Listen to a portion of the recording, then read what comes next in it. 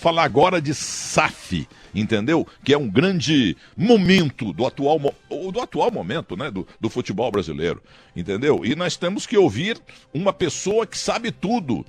Decida ou informe o nome do executivo, meu caro Cimatti. Amir Somoge, Milton, ele é sócio-diretor da Esportes Velho Esportivo e tá aqui para falar por que a SAF do Botafogo dá certo e a do Vasco, por exemplo, é uma tragédia até aqui. Outras dão certo, né? O Cruzeiro melhorou bastante, mas o Botafogo, sem dúvida, é a grande sensação, por enquanto, da temporada no futebol brasileiro. Ô, professor, dá uma ajuda pro Santos, né? Precisamos de um SAF, pelo amor de Deus, e eu vou ser sócio. Eu vou ter 0,0001% das ações. O senhor tá bom, doutor? Tudo bom, Milton. Obrigado mais uma vez pelo convite. Um tema maravilhoso, porque o Botafogo realmente é a melhor propaganda da SAF, né, Milton? Não tem propaganda melhor.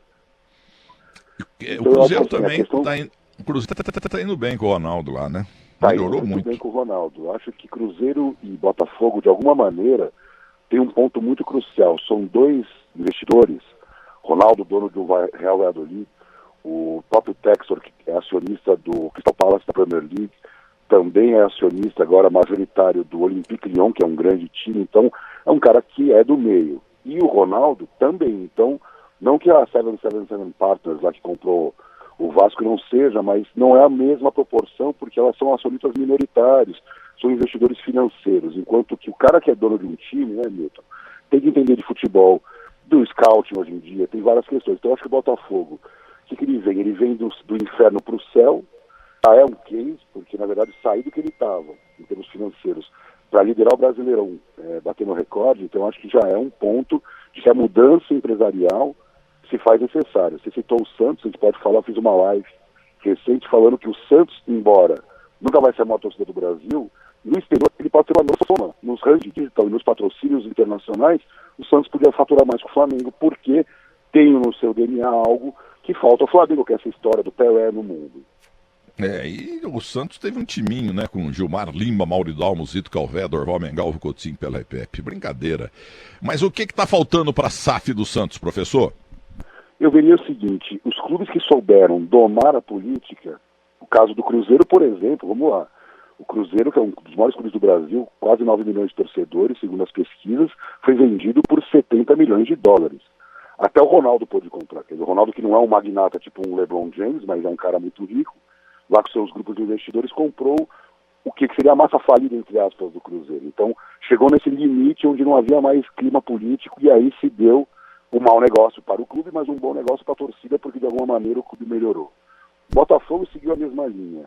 O Vasco seguiu a mesma linha. Eu não gosto desse modelo, sabe, Milton? Para o Santos, pelo que eu tenho visto, por exemplo, vamos falar, o presidente do Itaú é santista, o Suplicy é santista, o Mano Brown é santista. Então, peraí, o Santos está num espectro maior do que os outros clubes. Não tem um típico santista. Se o Mano Brown e o Setúbal são parecidos, só se for no amor ao Santos. Então, o Santos tem um poder que isso se perde na mão de um investidor árabe, russo ou qualquer que seja. Então, eu gosto do modelo alemão do Bayern de Munique, em que você pode vender 10% lá para o Itaú, 0,2% para o Milton Neves, e pode vender 10%. Então, assim, o clube se capitaliza, resolve as dívidas, constrói o estádio, contrata o Cristiano Ronaldo com o dinheiro novo que o investidor colocou. E o investidor obriga ao clube, até mesmo a gestão, do que seria no Botafogo SAF ou no Cruzeiro SAF. Por quê? Uma empresa, vamos pegar o Bradesco Par, Participações, o Itaúsa, que esses grupos empresariais que estão por trás dos bancos, eles são acionistas em outras empresas. Então, eles acreditam na gestão e colocam 20%. Então, eu acredito que o Bayern de Munique, que tem o que eles chamam, Milton, do Triple A, que é Adidas, Allianz e Audi, são acionistas minoritários do clube. Mas o Bayern de Munique ainda tem 75% das ações. Então, ele ainda pode vender, sei lá, para uma outra empresa, sendo alemão ou não, e eles são patrocinadores. Quer dizer, a Adidas gasta uma fortuna para patrocinar e ainda comprou um pedaço do clube para capitalizar o Bayern e competir contra os times de estado. Então, resumindo, o Santos poderia ser o Bayern de Munique. Venderia 8% para a Ambev, 10% para o Itaú. Hoje o Santos valeria no mínimo 2 bilhões, então na nossa valuation. O Santos com 2 bilhões, 20%, 400 milhões, resolveria a sua vida. Só que assim, Milton, quem quer fazer isso? É muito mais trabalhoso. É mais fácil vender para um magnata e acabou, mas eu não gosto pela grandeza dos clubes brasileiros. Eu até comentei, sem nenhum demérito, se tivesse assim um Guarani, o Ituano, o Paulista de Jundiaí, um empresário vai lá e compra. Agora o Flamengo, o Grêmio, o Santos, o Corinthians, não faz o menor sentido no sentido da grandeza desses clubes, que eles têm que saber se organizar internamente, politicamente, e montar uma empresa que seja boa para os sócios, para a torcida, não apenas para o bolso do investidor.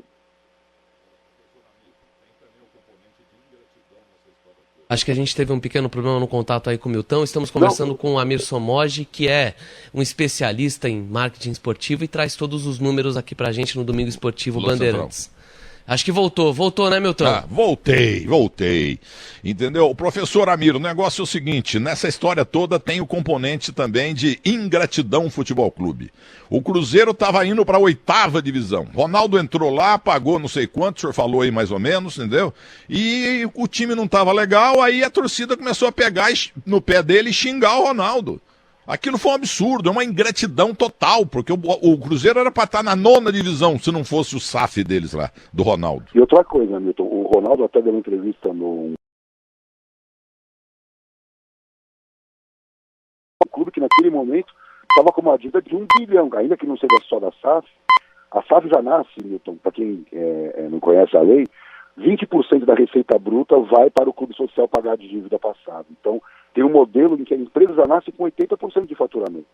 Então, não é brincadeira. Se você comprasse o Fortaleza hoje, Fortaleza tem 36 milhões de dívida, não 1 bi. Então, o Fortaleza não tem dívida e não teria que colocar dinheiro para pagar a dívida. Que nem o Ronaldo, na entrevista, ele fala que ele foi pagando, é sem fim, né? Uma dívida de 1 bi é só juros da dívida que você está pagando na prática. Então, o que o Ronaldo fez foi salvar o Cruzeiro. Isso é para sempre, está na história do clube. Agora, o professor Amir, e a presidente do Palmeiras, que eu confesso não conheço, mas é muita ingratidão também. Aliás, o Casagrande escreveu no UOL, no Líder UOL, um negócio muito interessante. O Leila, não adianta comprar avião sem janelinha. Esse é o bom humor da história, né? O que eu acho engraçado no caso do Palmeiras, assim, o que a Crefisa, vamos falar sinceramente, provou? Que esse modelo de patrocínio que nem tem na Europa, uma camisa limpa, com uma marca única, com muito espaço para aquele único patrocinador que coloca mais dinheiro, mas em compensação o clube entrega mais do que esse monte de marca que ninguém sabe qual é, está provado de que dá resultado, porque a Crefisa cresceu, o Palmeiras cresceu, então quando você tem a soma, né, onde o patrocinador está feliz e o clube, a torcida está feliz, acabou. O problema é que o futebol é muito louco, Milton, com todo o respeito à torcida do Palmeiras, um clube que foi bicampeão da Libertadores, isso está na história, e de repente o time começa a perder, sei lá quando, e os caras começam a pichar os muros de um time bicampeão da Libertadores. Então, eu acho que o torcedor brasileiro também perdeu um pouco a ideia. Por exemplo, quando o Atlético Mineiro foi campeão brasileiro, isso vai emocionar aí os atleticanos, mas o que o atleticano fez naquela noite provou que existe futebol no Brasil. Que o cara ganhou, depois de décadas esperando, e provou para todos que é diferente daquela pasmaceira quando o time é campeão de novo. Não.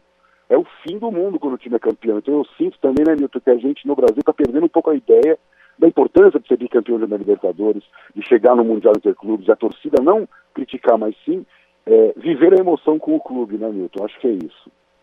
Professor Amir, o nosso querido Guilherme Herédia Cimatti Pinto Júnior tem uma pergunta, ele que levantou a pauta, entendeu? Agora, o que você sugere, até para time pequeno, não, com todo respeito, pequeno, né? Porque lá no Rio parece que já estão fazendo também, não é só Flamengo, Fluminense, Botafogo, Vasco e tal.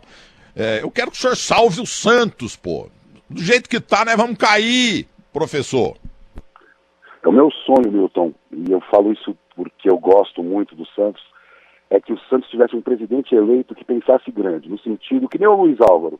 Não vou vender o Neymar para o Chelsea por 40 milhões, até porque o câmbio era bem diferente de hoje, mas porque o Neymar vai aumentar minha base de torcedores, vai aumentar a visibilidade, o Neymar vai trazer receitas, então não vou vender o Neymar. Então, o dia que o Santos, porque o Santos não é eu já aprendi isso, não é que o time que cai o raio lá e surge, não. Existe toda uma predisposição da categoria de base do Santos em surgir novos craques. Então, é diferente do atleta robusto, gigante, musculoso, não. O santista sabe que surgirá um novo ponto, um novo meia driblador. Então, isso vale milhões na mão do Barcelona. E não vale nada na mão do Santos. Então, o presidente que entender isso, não precisa de SAF, precisa de marketing. Você que conhece bem de marketing e publicidade sabe que o Barcelona, muito antes desse slogan mais que um clube, ele já era mais que um clube. Mas veio um presidente, pulou a porta, construiu um projeto de marketing em cima desse slogan, e o Barcelona, que era um clube local na Catalunha, menor que o Real Madrid na Espanha, bem menor, a metade, passou o Real Madrid no mundo.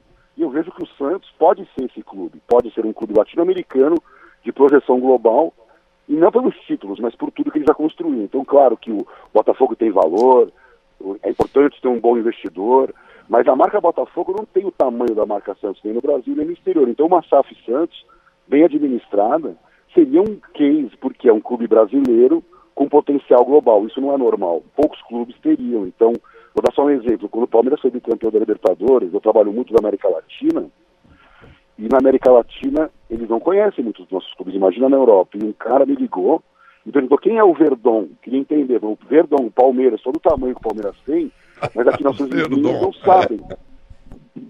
Gostei dessa, Verdon. Pois, desculpa.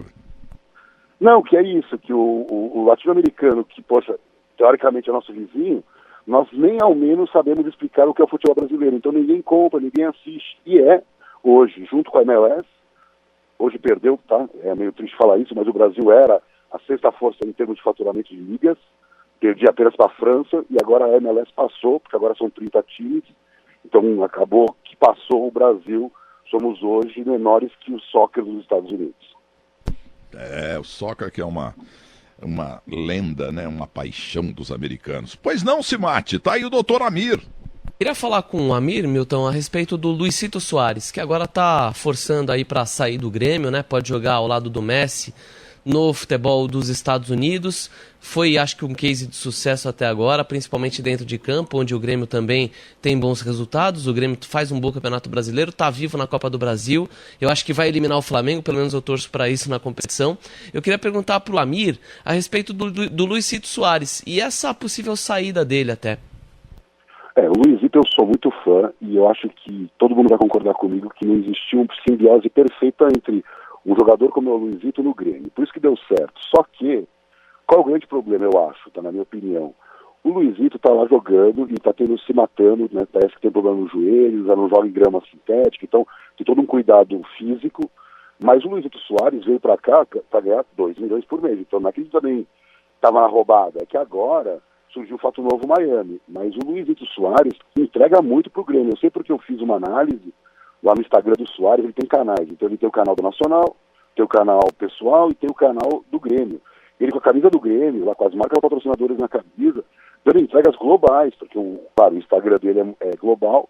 E aí eu vou lá no Grêmio e não tem um conteúdo em espanhol, um conteúdo em inglês. Como é que aquele público vai saber quem é o Grêmio e como o Grêmio vai usufruir? Então, o que o Inter Miami vai fazer se o Soares chegar é tudo que o Grêmio não fez. Então o Soares também sabe que em termos de marketing para ele, não é só grana, que o Messi está indo lá por dinheiro, claro, mas também por uma projeção que o Cristiano Ronaldo está lá olhando da Arábia Saudita, ver o mundo, falar do Inter Miami, que nem é um time tão importante. Pra vocês terem uma ideia, o Inter Miami, eu estava lendo que ele valia já, por conta, né, dos novos investimentos que foram feitos no estádio e no time, 580 milhões de dólares. Já estão falando que ele já vale 1 bi, porque os ingressos dispararam, a receita de Game Day que eles chamam lá de estádio. Então, a questão é, o Luizito Soares está vendo que aqui no Grêmio não tem essas coisas. Aqui no Grêmio é só futebol, e lá é futebol com marketing, que é o que um jogador no perfil dele quer. Então, se o futebol brasileiro entregasse marketing, eu não sei se o Luizito Soares ia trocar, porque o futebol brasileiro é muito maior ainda do que o soccer, ainda mais em Miami, porque o Inter Miami nunca ganhou MLS. Agora acho que vai ganhar, né, Milton? É meio difícil segurar o Messi e Busquets e todos esses craques da Espanha, né? Eles ainda não têm, é claro, os Estados Unidos não têm tradição no futebol, mas eles são muito organizados, né?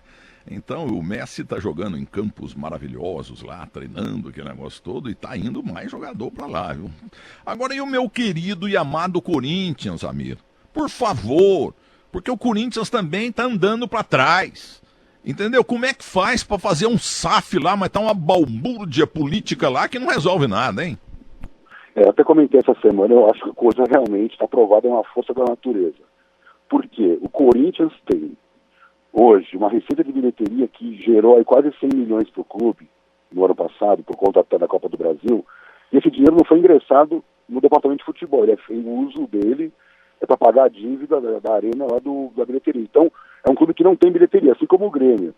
E o Corinthians está chegando de novo, chegou ano passado, né, a mais uma semifinal, num ambiente onde ele, teoricamente, não deveria estar, em sentido econômico falando, porque ele tem uma dívida enorme no clube social, né, que é a dívida do clube, mais a dívida da arena, essa falta da receita de bilheteria. O que sobra para o Corinthians é menos do que o Flamengo, o Palmeiras, o próprio São Paulo. Então, o Corinthians consegue, talvez porque se endividou, olhando o balanço, dá para ver que o Corinthians não está reduzindo a dívida lá no futebol, ele está contratando, ele está tentando se equilibrar nesse cenário de caos. Mas eu acho, Milton, que é natural o Corinthians virar SAF. E o que essa SAF do Atlético Mineiro, eu tenho algumas críticas ao processo de transparência, mas não era segredo para ninguém, lá que os 4Rs, os multimilionários envolvidos, eu olhei o vídeo deles na TV, Milton, eles estavam sorrindo como se fosse aquela... Honrei o nome do meu pai que prometi que ia ser dono do Atlético. Eles estavam lá com o dinheiro emprestado, converteram em ações, e o clube virou hoje a maior SAF do Brasil. O Atlético Mineiro é o mais valioso do Brasil hoje em termos de SAF. Então, o Corinthians passaria o Atlético Mineiro se estivesse na mão de uma Votorantim, se estivesse na mão de uma empresa que tem um corintiano ilustre, coloca 10%, 15%. Então, eu acho que esse movimento dos magnatas deveria ser, lá no princípio, um Abílio Diniz no São Paulo, o Setúbal no Santos. Então, que fosse moderno, um grande empresário montar um modelo empresarial e salvar o seu clube. E aí imagina o poder de 10, 12 clubes SAF nesse patamar de administração no Brasil. Pois não, Simate. Tá aí o professor Amir. Queria falar um pouquinho também, Milton, agora a respeito do futebol sul-americano, né? A gente viu o River Plate realmente fazendo campanhas espetaculares anos atrás, com o Marcelo Gallardo como treinador, aliás, jogou demais e também é um grande treinador, e agora teve uma queda, né? Outro dia foi goleado pelo time do Fluminense, segue vivo na Libertadores, mas perdeu muito do seu brilhantismo. Queria que o Amir também falasse sobre o mercado do futebol sul-americano, fora o futebol brasileiro, porque o futebol argentino teve essa queda em relação ao Brasil, se é só o poder financeiro e por que o poder financeiro do futebol argentino no geral, né, acaba sendo pior. Acho que também por causa do governo, né, Amir? A Argentina, na verdade, é outro fato que é difícil de explicar. Como é que um Boca e um River ainda estão jogando a Libertadores, dado o grau de dificuldade que a economia argentina enfrenta há tanto tempo. Só que acontece, eles são muito fortes. Quer dizer, você pegar um Boca, ele fatura lá os bilhões de pesos dele, que para nós não vale nada, mas lá na economia argentina, ele é do tamanho de um Clarim. Entendeu? É como se o Corinthians faturasse igual o estado de São Paulo. Quer dizer, então, Boca, River, fiz umas comparações internas para poder entender o tamanho, sabem explorar o seu tamanho, diferente dos nossos clubes. O Flamengo, vamos dizer que aprendeu, né?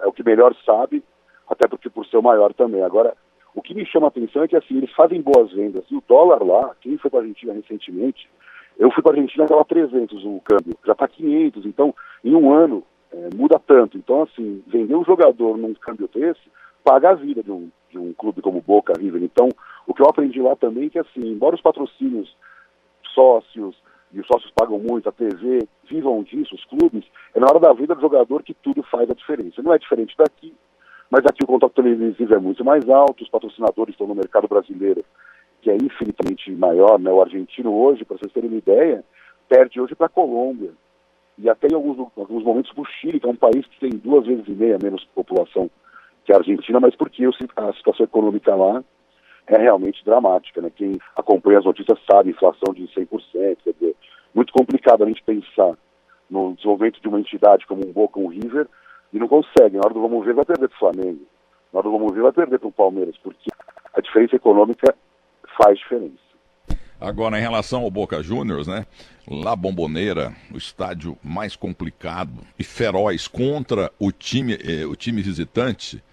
Mas um brasileiro, não sei o nome dele, mas eu queria dar 10 para ele. Porque o Brasil tava, um time brasileiro jogando lá com o Boca, e o time do Brasil tava ganhando, entendeu? Aí começaram a xingar os brasileiros, os torcedores, entendeu? Não sei o que o brasileiro fez, né? Você deve ter visto. Pegou uma nota, não sei de quantos pesos, rasgou tudo e mandou pra torcida parar de encher o saco. Essa foi uma sacada brilhante do torcedor brasileiro, viu? Se você olhar que assim, é o único lugar, né? O brasileiro sempre sofreu, né, de hoje, quando viaja se sente pobre, né, porque o câmbio é muito ruim. Na Argentina é o único lugar que o brasileiro se sente rico, né, pelo menos em um lugar, pelo menos, onde você vai lá, e o seu dinheiro ainda vale, né, porque se não me engano, tá 5-1, né, o real em relação ao peso. Para o real, né, nesse caso. E como diz o Reinaldo Papaiordano, que está morando na Grécia, Tá na hora de comprar apartamento, imóveis em Buenos Aires e na Argentina, ali outros lados e tal, porque a coisa tá barata lá, viu? Também país mal administrado, mas fica aí implorando, sabe, pedindo dinheiro pro Brasil, esse saco sem fundo, esses paisecos aí, aquele Ortega horroroso lá também, aquele Maduro é a pior coisa que temos na política do mundo. Ele é um ditador e é recebido como se fosse o John Kennedy. Ah, esses países pobres aí estão quebrados porque os seus administradores são uma porcaria. Aí o Brasil tem que sustentar esses vagabundos? Ah, os quintos dos infernos. Simate, vamos à última pergunta ao professor Amir. Eu queria saber do Amir aqui uma curiosidade, Milton. O Amir é um pesquisador da história do marketing esportivo. E o marketing esportivo melhorou muito. Acho que tem a impressão que melhorou bastante desde a chegada do Ronaldo ao Corinthians. A gente teve outros cases de sucesso aí nos últimos anos, né? E nos anos 90, alguns clubes especularam, por exemplo, a chegada do Diego Maradona aqui no futebol brasileiro. Pelo menos 3 aqui. Palmeiras, Santos e Portuguesa. A Portuguesa chegou, acho que nos anos 80, a especular o Maradona. E depois, se não me engano, já nos anos 90, o negócio, Santos... Desculpa, o negócio estava quase feito. O Comendador Almeida, que tinha um banco, esqueci o nome do banco, que o filho mudou, mas eles têm lá o Casagrande Hotel, um dos melhores hotéis do Brasil, lá na Enseada. E ele fez uma proposta assim, tipo, $8 mil, $20 mil, dinheiro de pinga, né? E o Maradona tava louco pra vir pro Brasil, viu? Quase que dá certo, viu, meu caro Simate? Quase que deu certo. Isso acho que foi lá atrás, né, Milton? Quando o Maradona era menino. Depois, já com o Maradona veterano... ele já tinha 17 anos, 16. Mas aí quando o Maradona já estava consolidado, né, Milton? Campeão, super campeão ali no Napoli, enfim, o Palmeiras chegou a tentar contratá-lo com a Parmalat, bateu na trave, ele acabou considerando não jogar no futebol brasileiro porque seria, na visão do Maradona na época, uma traição ao futebol argentino, né? Mas o Brunoro sempre fala sobre essa negociação. Como seria o Maradona já consagrado em algum time brasileiro? Nem só o Palmeiras, né, Amir? Mas, por exemplo, chegasse no Corinthians, no Palmeiras, no São Paulo, no Flamengo, no Santos. Como seria a chegada de um jogador naquele período ali dos anos 90? O que poderia influenciar no aspecto do marketing esportivo mesmo? Eu acho que é importante destacar que assim, a gente está falando de uma coisa que parece absurda hoje, mas o Romário largou o Dream Team para jogar no Flamengo, porque era 1 para 1 o dólar, né? Estamos falando da década de 90, isso no torno real, então no 1 para 1 o futebol brasileiro é maior que o francês e encosta no italiano, porque hoje nós faturamos 7 bilhões e meio de reais. Os top 20 clubes do Brasil, pelo estudo da Esportes Velho, 7,5 bilhões de reais.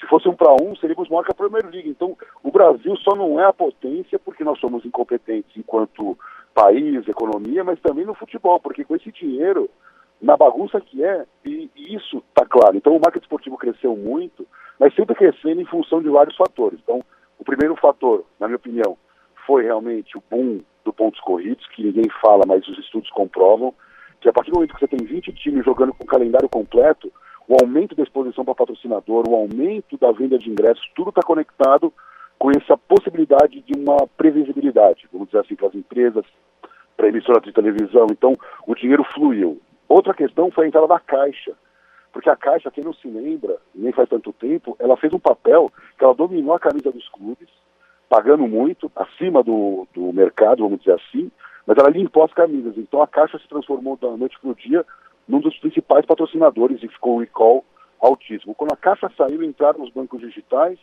depois vieram essas empresas de cripto e finalmente as casas de apostas, que estão em 40 clubes praticamente do futebol brasileiro de elite, então em todos os times. Então, finalmente os clubes vão se aproveitando. Eu brinco, até faço essa piada, que não é que o dirigente se modernizou, ele fica sentado na cadeira e o mercado vai atrás dele, porque afinal ele é o Corinthians, ele é o Palmeiras, ele é o São Paulo, e essas marcas que querem usar, né, no futebol acabam indo e trazendo novas tecnologias, novas visões para o clube. E é isso que traz o dinheiro, mas eu não acho que seja por qualificação do marketing esportivo brasileiro, que, como eu sempre digo, parou lá na década de 80 e 90. Então, se hoje a Parmalat, exemplo de uma Parmalat, quisesse implementar o mesmo projeto magnífico que fez no Palmeiras, teria que gastar 5 vezes mais, porque era 1 para 1 na época. Então, eu acho que também isso explica por que o Brasil era mais forte na década de 90, tinha uma seleção mais vitoriosa, a torcida era mais apaixonada do que hoje em dia.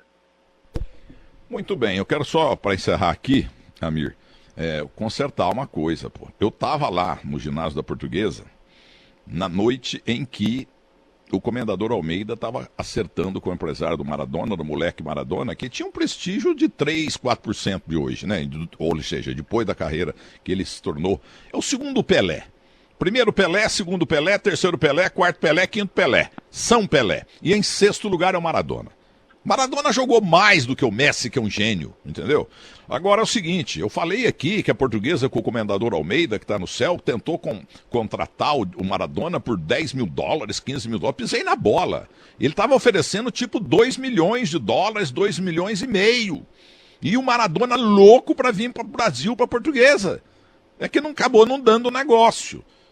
E depois do evento lá, que foi entregue, inclusive, durante esse evento, o troféu Gandula, primeiro troféu que eu ganhei na minha vida, tem hoje uns 500 aqui por canto, entendeu? Mas aí, Gandula, eu recebi o primeiro prêmio da minha vida no Gandula como plantão esportivo revelação. E depois do evento, nós fomos jantar num restaurante ali perto da antiga sede do Estadão, o Alberto Helena Júnior, eu... E tava o Dirceuzinho, ponta esquerda, que hoje mora no céu com a esposa, o Alberto Helena, aquele negócio todo, entendeu? Então foi um negócio muito legal. E o Dirceu tinha uma cabeça fantástica, negócio de passe, etc e tal. Coisa que o Maradona não soube aproveitar. Porque, segundo consta, tá um rolo danado na família dele lá, tem 500 pessoas, filho do neto, não sei o quê, e estão todo mundo brigando por dinheiro, igual na história aqui do nosso glorioso Augusto Liberato, o Gugu. Professor, muito obrigado pela aula aí, e vê se bota lá um banco do mundo para cuidar do Santos, pelo amor de Deus, que eu acho que nós vamos cair. É que tem uns piores que o Santos, mas o Santos vai ficar brigando para não cair, é muito triste. Milton, eu queria aproveitar também esse momento para convidar todos a torcer pelas meninas, porque uma coisa que eu senti que essa Copa do Mundo feminina pode trazer é a volta da paixão pela seleção, que segundo o Datafolha, 52% dos brasileiros não tem mais interesse na seleção que é a masculina. Então, deixar essa mensagem, Milton, porque as meninas estão aí correndo atrás com garra e eu acho que vale também a nossa torcida por elas. Muito obrigado, viu, Amir, pela entrevista. Você é um expert realmente. Um abraço, viu? Obrigado, Milton. Bom domingo a todos. Um abraço. Muito bem. Muito bem. Muito bem.